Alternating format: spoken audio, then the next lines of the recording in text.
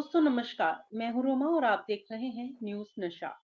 दोस्तों आज की चर्चा बेहद संवेदनशील और अहम मुद्दे पर करने जा रहे हैं हम लोग। संसद सत्र के छठवें दिन मंगलवार यानी आज अडानी और संभल हिंसा पर एक बार फिर हंगामा हुआ। सपा सांसद अखिलेश यादव ने कहा संभल में जो घटना हुई वह एक सोची समझी साजिश है। ऐसा इसलिए कहा गया क्योंकि उत्तर प्रदेश में चुनाव था। अफसरों पर एफआईआर होनी चाहिए और यूपी चुनाव की तारीखों में बदलाव और दूसरी तरफ संभल हिंसा की घटना। समाजवादी पार्टी के नेता अखिलेश यादव ने इस हिंसा को सोची समझी साजिश करार दिया है और दावा किया है कि इससे देश का भाईचारा खतरे में पड़ सकता है। वहीं शाही जामा मस्जिद को लेकर चल रहे सर्वे ने एक नई बहस छेड़ दी है। सवाल यह है कि क्या इन घटनाओं के पीछे कोई राजनीतिक रणनीति है? क्या इससे देश की गंगा यमुना तहजीब प्रभावित हो रही है? आज के शो में हम इन्हीं सवालों के जवाब ढूंढने की पूरी पूरी कोशिश करेंगे और जवाब देने के लिए हमारे साथ इस समय हमारे साथ मौजूद है यूपी से नूतन ठाकुर जी। मैम नमस्कार, स्वागत है आपका। नमस्कार रोमा जी। जी मैम, मेरा पहला सवाल आपसे यह है कि यूपी चुनाव की तारीखों में बदलाव का क्या राजनीतिक या प्रशासनिक कारण हो सकता है? संभल हिंसा पर विपक्ष के आरोप का क्या कहना है और अखिलेश यादव ने इसे किस साजिश से जोड़ा है? आपका नजरिया क्या है इस पूरे माहौल को देखते हुए? से देखिए, संभल हिंसा को अगर देखिए तो इससे पहले भी ये एक कड़ी के रूप में ही देखा जा सकता है। चुनाव से पहले, इससे पहले भी दुर्गा पूजा विसर्जन के दौरान दंगे हुए उत्तर प्रदेश में। और जब दंगे हुए और उसके बाद वहां भी काफी हिंसा हुई। उसके बाद उस जगह का भी देखिए तो तमाम जो पॉलिटिकल पार्टीज या सोशल लीडर कह दीजिए, किसी को भी वहां जाने की इजाजत नहीं थी कि क्या फैक्ट है। आप वो भी नहीं इंडिविजुअल लेवल पे पता कर सकते हैं, जो पीड़ित हैं उनसे मिल सकते हैं, जो शासन प्रशासन कह रहा है आपको वही मानना है, उसी में आगे बढ़िए। कई जगह छिटपुट छिटपुट घटनाएं हुई, हिंसा की वारदातें हुई। संभल में जिस तरीके से हुआ, वहां भी अभी तक बाहरी लोगों के प्रवेश पे रोक है। एक तो लोकतांत्रिक जगह पे अगर कहीं कोई बात होती है तो हर अगर सत्ताधारी दल के लोग जा सकते हैं या मौके को देखने जा सकते हैं, तो अन्य लोगों को भी कोई दंगा भड़काने की कोशिश नहीं करता है, न उस रूप में जाना चाहता है। स्थितियों को समझने, जानने, देखने, लोगों की पीड़ा पे मरहम लगाने अगर कोई जाना चाहता है तो वहां लोकतांत्रिक व्यवस्था में रोक नहीं होनी चाहिए। लेकिन एक उत्तर प्रदेश में पैटर्न बन गया है कि कहीं भी कुछ भी इस तरह की वारदात होती है और अपोजिशन के लीडर या सोशल एक्टिविस्ट जो इन मुद्दों पे बोलते हैं, ह्यूमन राइट एक्टिविस्ट, सबको जाने पे रोक लगा दिया जाता है। साल में मुझे लगता है कुछ दिनों को छोड़ दे तो हमेशा जो पहले धारा 144 थी, अब नई धारा आ गई है तो वो लगी रहती है कि कोई जब भी कुछ हुआ वहां नहीं जा सकते हैं।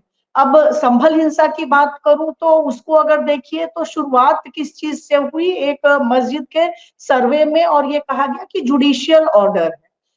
सरकार क्या या प्रशासनिक अधिकारी तमाम न्यायिक आदेश जो होते हैं उसके इसी तत्परता से पालन करते हैं क्या, ये सोचने की जरूरत है। छोटे छोटे जी। मामलों में तो पालन नहीं होता है, और कोई प्रशासनिक अधिकारी वहां के रहे होंगे, वो इस चीज से अनजान नहीं होंगे कि जब इसको लेके जाएंगे तो एक, अभी चूंकि कुछ ही दिन पहले उस समय पहले उत्तर प्रदेश में हिंसा की वारदातें हुई हैं तो वो भड़क सकती है। और जो कुछ वीडियो सोशल मीडिया में आए, जिस तरीके से नारे लगाते हुए और सर्वे के लिए जो टीम जा रही थी, ऐसा लग रहा था वो सर्वे नहीं कुछ किला फतह करने जा रहे हो। तो वो चीजें जी। जो है वो जाहिरा तौर पे अगर हिंदू हैं उनके मंदिर के ऊपर अगर कोई इसी तरीके से सर्वे करने जाए तो वो भी आक्रोशित होंगे।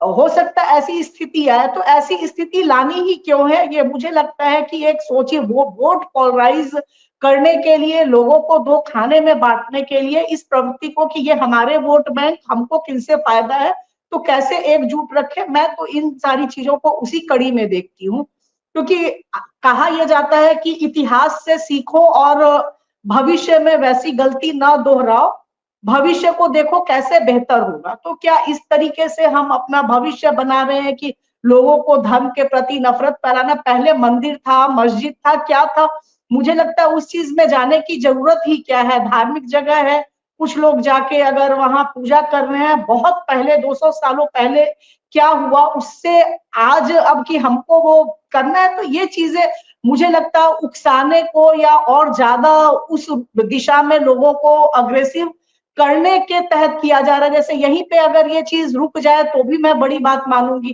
क्योंकि अब तो तमाम जगहों की ऐसी बात आ रही है, चाहे अजमेर शरीफ की बात कही जाए, कहीं की हर जगह अगर आप जहां मस्जिद खड़ी है वहां आप अपने देवी देवताओं को ढूंढने और मंदिर के अवशेष ढूंढने जाते हैं, तो न्यायालय में तो ऐसे ही तमाम मुकदमों का बोझ है। जो आज तमाम जमीन विवाद है, डिस्प्यूट है, उनका तो निस्तारण हो नहीं रहा, और अब जगह जगह मंदिर मस्जिद और ऐसी चीजों का सर्वे कराना है और उसको देखना, इसमें किसका भला हो रहा है ये समझ से परे, कम से कम आम जनता का तो इसमें भला नहीं है। और न उनकी मुझे लगता है इतनी रुचि है, उनके सामने तो रोजी रोटी, रोजगार, महंगाई, ये सारे मुद्दे हैं।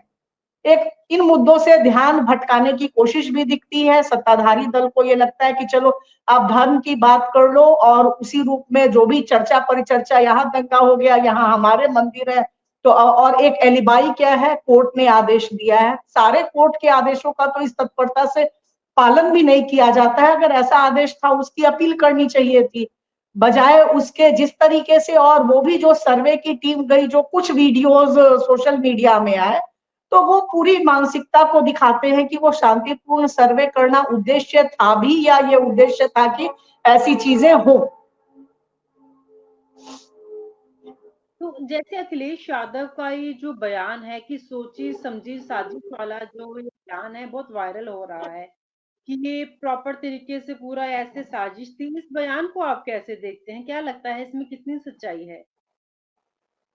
से देखिए, अगर यही कोई अन्य बात होती तो हर मामले में तो उत्तर प्रदेश सरकार के अधिकारी हैं, उनको साजिश दिखती है, और जहां नहीं दिखनी चाहिए वहां भी साजिश दिखती है। तो अखिलेश यादव जी ने जो कहा, तो वो निश्चित रूप से जो पूरा घटनाक्रम हुआ उसका जो परिदृश्य था, तो उससे तो ये दिखता है कि कहीं ना कहीं, क्योंकि इस जिस तरीके से प्रशासनिक अधिकारियों ने पूरे मैटर को हैंडल किया, ऐसा नहीं कि उनको ये अंदाजा नहीं होगा कि जिस मस्जिद पे तमाम लोग सालों साल नमाज पढ़ने जा रहे हो, वहां अगर सर्वे लेके, और वो भी जिस तरीके से सर्वे टीम गई और नारे लगाते हुए गई, तो उससे लोग आक्रोशित होंगे।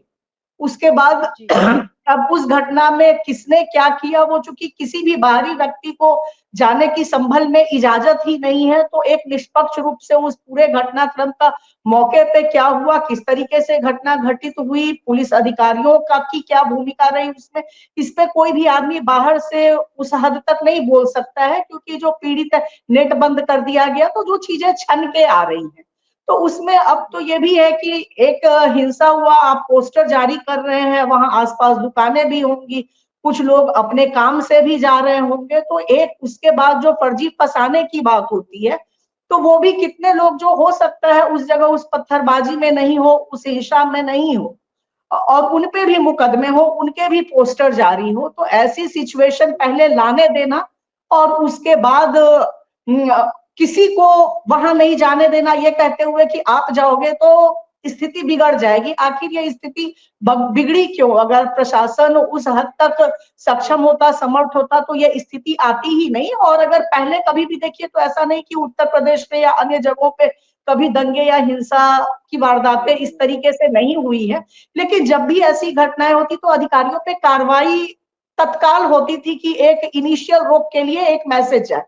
लेकिन अब आप देखिए जो पैटर्न है, तो ऐसे तमाम दंगे होते हैं, लेकिन ऊंचे के अधिकारियों पे कोई कहीं की भी हिंसा हो, कार्रवाई होती दिखती नहीं, यहाँ तक कि तबादला भी जल्दी नहीं दिखता है।